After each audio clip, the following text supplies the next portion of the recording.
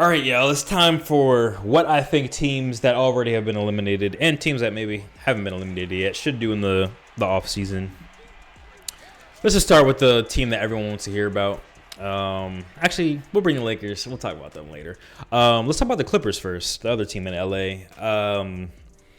Another disappointing season. Another season where they relied on Kawhi Leonard, and at this point, Kawhi Leonard has to be your third best player, not second best player, definitely not first best player. He has to be your third most important player, not best player. Because if he's healthy, he is a one or two best player. But you can't rely on him being healthy. So if you have him as your third best player, he gets hurt, misses time, you could still be a good team. What happens is on the Clippers, when he gets hurt, since he's their best player and also most important player, they just fall apart. And Paul George and Harden at this point being your 1 and 2, not quite good enough. So the thing with Kawhi, though, he already signed a contract. They re-signed him. I think Ballmer, he's building that new billion-dollar stadium. Obviously, you want to have at least a couple of star players, at least one star player on that team to, sell tickets, sell jerseys, blah, blah, blah. So I see why they re-signed him. It's just I kind of wish they waited a little bit to do the extension. Kawhi kind of finessed. Obviously he doesn't know he's going to get hurt, but he kind of finessed because he was playing pretty much every game this year, was playing super well, and then he signed the extension. So he probably talked to his teams yeah, man, he might have been hurt back then. He might have yeah, I'm kind of hurt right now.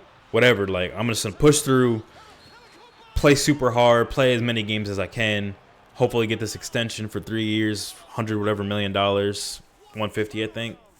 Was it 150, 120? I think he's getting $50 million a year, so I think it's 150. But yeah, just push through and get that contract extension because I already know I'm probably going to be hurt or miss time at some point this year. So let me get that money, essentially. And yeah, so I guess they had to resign him, whatever. You can't bring back Paul George, Harden, and Westbrook. You can't keep all four of these guys anymore.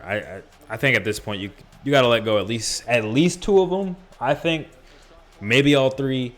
What I think is going to happen is they're going to bring back Harden, keep Kawhi,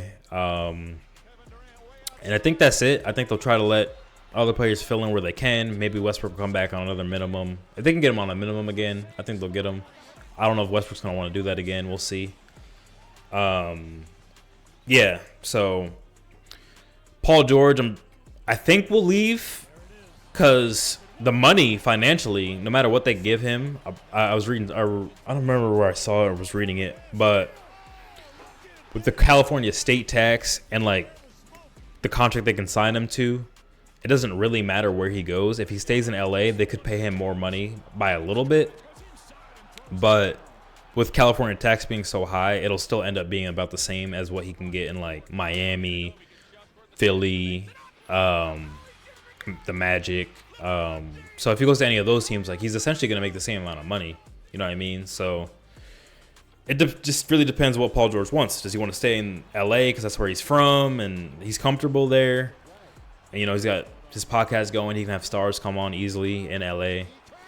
So does he want to stay there for those reasons? Does he want to sign for less money and go to I don't know who could have. I don't think. Does he want to do we'll talk about the Lakers later. But I was gonna say does he want to stay in LA and somehow go to the Lakers?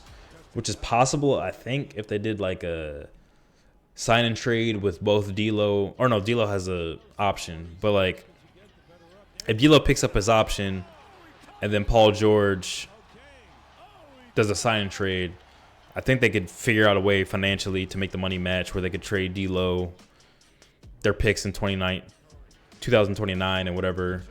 Anyway, you know what I mean? They could trade D'Lo essentially for Paul George and some picks. Because otherwise, Paul George could just walk and you get nothing. So, the Clippers might take that. But you never know with trading within the same city. So, that's unlikely. But I think he should go to the Philly. Philly makes sense. I like that one as a third option. Um, they need a good wing, so that seems like a good fit for me. I'm a Heat fan. I think Paul George on the Heat would be good. The Heat really need like a really solid point guard, I think. They rely too much on Jimmy Butler and Tyler Hero for creation, I think. They try to do it with Lowry, just has like a Mike Conley type role, but Kyle Lowry is way over the hill for me. So not really a good fit. Paul George wouldn't really feel that need either. So the Heat. Yeah, I guess we'll talk about the Heat now. The Clippers, like I said, I don't know what they're going to do, but two of the players need to go. Try to get some picks. Try to get maybe one decent player to fill out the roster. We'll talk about the Heat. Yeah, I think getting Paul George, if he leaves, still warm weather. Still can get people on your podcast for sure in Miami. Whenever they come to Miami, you could get them there. And they wouldn't mind, I'm sure, visiting in Miami. It'd be a good fit for him. He'd be like a second, third option. He has capabilities of being a one option still sometimes, but definitely not for your whole season. And just the way the Heat play, they don't really rely on a first option type offense. You know what I mean? They kind of rely on like if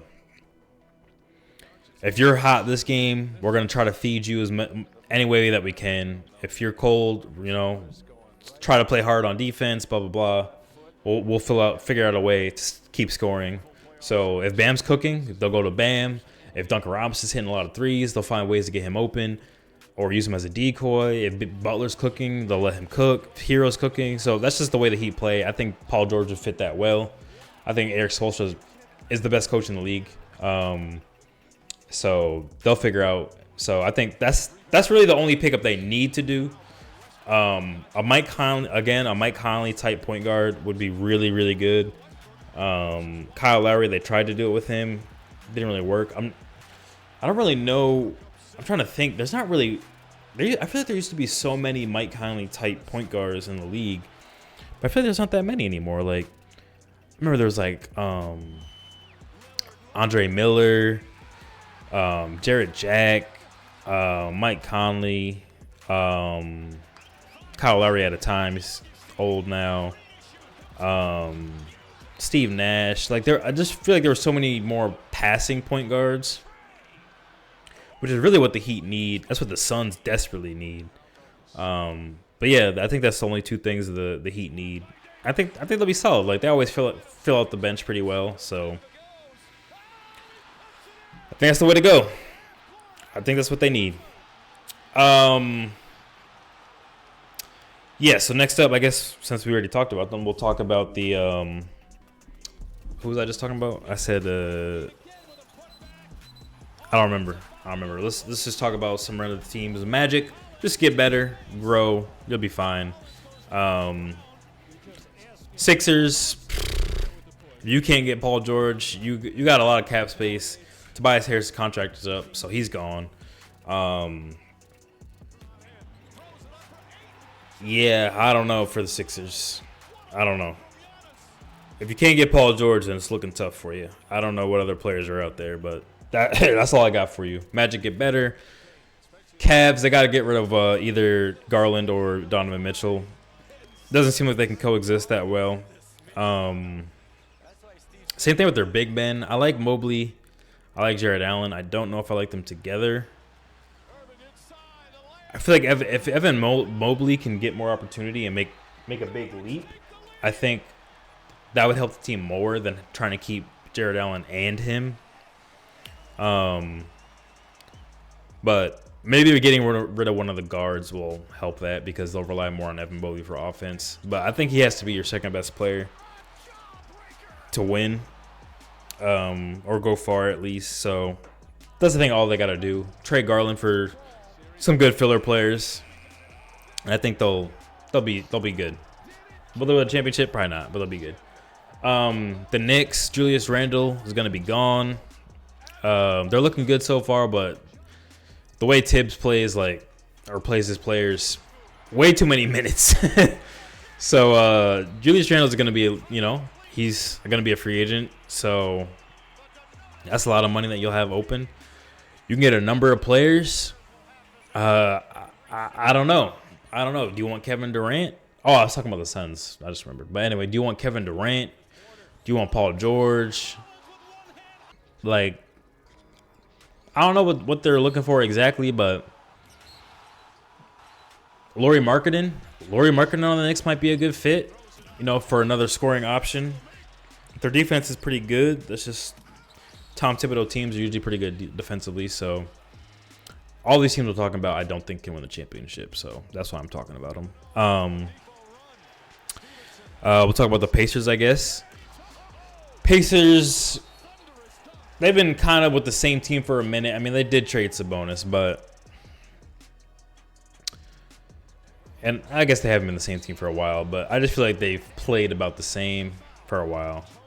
They're just not a great defensive team. Just rely on offense. I don't know what they need. Like, they need a lot to me. I don't think they're going to be in the conference finals or winning the finals anytime soon. But they could be in the conference finals this year. We'll see. I don't know what they need. They need a wing, I guess. They did get Siakam, but Siakam kind of scares me. So I don't know for the Pacers. Try to get a wing that can create his own shot. Play off the ball well. Come off screens. I don't really know who's available for something like that, but pick up some good role players. Malik Monk comes to mind. He could be pretty good on that team. Yeah, that's Alex Caruso maybe. I think he'd be good on the Pacers. Not really a creator, but just a good wing player, another defender, another shooter.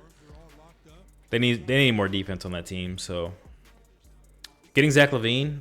I think Zach LaVine's also available. I'm not going to talk about any of the teams that are complete garbage, by the way. I'm just going to talk about teams that are actually in the playoffs.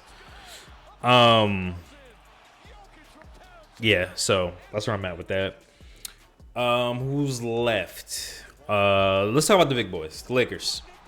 We got a little bit of time left here. Let's talk about the Lakers. We'll talk about the Suns too. The Lakers, LeBron, I'm guessing we're going to assume LeBron comes back. AD is obviously already under contract, so he's there.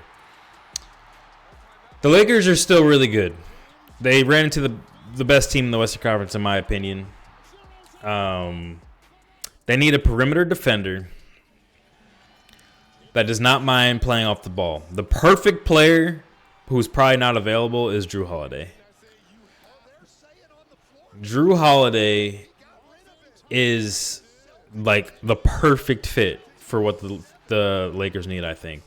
They need someone that can stop good ball handlers. That's why the Kings, anytime the Kings play the Lakers, the Kings destroy the Lakers because they have no one to even remotely slow down De'Aaron Fox. I know Holiday's not the fastest, so he, but they need someone like that. And I think Jrue Holiday's like the perfect fit. Or, like I said, Paul George would be good because he'd be a good, at least just another good defender. He can create his own shot. Jrue Holiday doesn't mind if he's not scoring. He can create his own shot, get buckets, run the offense. Paul George, another person like that if, LeBron's resting, whatever. So I think he's a good fit. I think Nick Wright on First Things First talked about getting Lauri Markkanen. That sneaky is a good pick. I kind of like that. Lauri Markkanen would be a good fit for them.